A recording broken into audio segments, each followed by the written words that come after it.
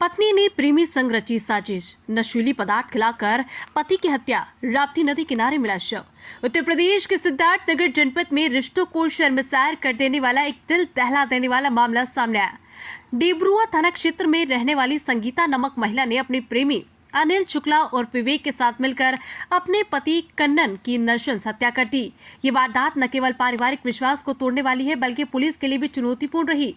पति कन्नन 2 जून से लापता था। गुमशुदगी की रिपोर्ट दर्ज होने के बाद जब जांच आगे बढ़ी तो पुलिस को संदेह उसकी पत्नी संगीता पर हुआ। कड़ी पूछताछ के बाद संगीता टूट गई और उसने जुर्म कबूल कर लिया।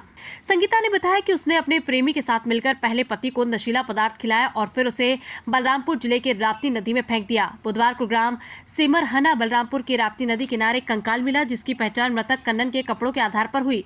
इस मामले में मृतक के भाई बाबूलाल की तहरीर पर डेबरुआ थाने में हत्या का मुकदमा दर्ज किया गया। मुकदमा संख्या 104/2025 धारा 140(1) BNS के तहत पंजीकृत हुआ। परिजनों ने खुलासा किया कि संगीता का प्रेमी चिंकू उर्फ विवेक अक्सर घर आता जाता था और उसे रिश्तेदार माना जाता था, लेकिन उसी ने विश्वासघात करके कन्नन की हत्या में संगीता का साथ दिया। पुलिस जांच में यह भी सामने आया कि संगीता और अनिल के बीच लंबे समय से प्रेम संबंध थे और पति इसी रिश्ते में बाधा बन रहा था, इसलिए दोनों ने मिलकर उसे रास्ते से हटा दिया। क्षेत्राधिकारी शोहरतगढ़ सुजीत कुमार राय ने बताया कि दोनों आरोपियों को हिरासत में ले लिया गया है और पूछताछ में उन्होंने अपना जुर्म स्वीकार कर लिया। पुलिस आगे की कानूनी कार्रवाई कर रही है और जल्द ही चार्जशीट दाखिल की जाएगी। जनपद सिद्धार्थनगर के कोतवाली डबरुआ अंतर्गत दिनांक 5/6/2025 को श्रीमती संगीता वाइफ ऑफ कन्नन, जो रहकट थाना डबरुआ की रहने वाली हैं, इन्होंने अपने पति श्री कन्नन की गुमशुदगी कि वो दिनांक 2/6 से घर नहीं आए हैं बाबत एक प्रार्थना पत्र दिए, जिसके संदर्भ में दिनांक 5 को ही थाना कोतवाली डबरुआ में गुमशुदगी दर्ज कर ली गई थी। गुमशुदगी की जांच थाना कोतवाली डबरुआ पुलिस द्वारा की जा रही थी। जांच के मध्य ये बात प्रकाश में आई कि खुद संगीता अपने पति कन्नन को साथ लेकर कहीं गई थी। कन्नन की गुमशुदगी के संदर्भ में पुलिस द्वारा संगीता से ही कड़ाई से पूछताछ की। संगीता द्वारा कड़ाई से पूछताछ में ये बात स्वीकार किया कि उसके प्रेमी अनिल शुक्ला, जो थाना ललिया जनपद बलरामपुर के रहने वाले हैं, इन दोनों लोगों ने मिलकर कन्नन को कहीं बलरामपुर में राप्ती नदी पे कुछ खिलाकर, नशीला पदार्थ खिलाकर उसको वहाँ कहीं नदी में फेंक दिया है।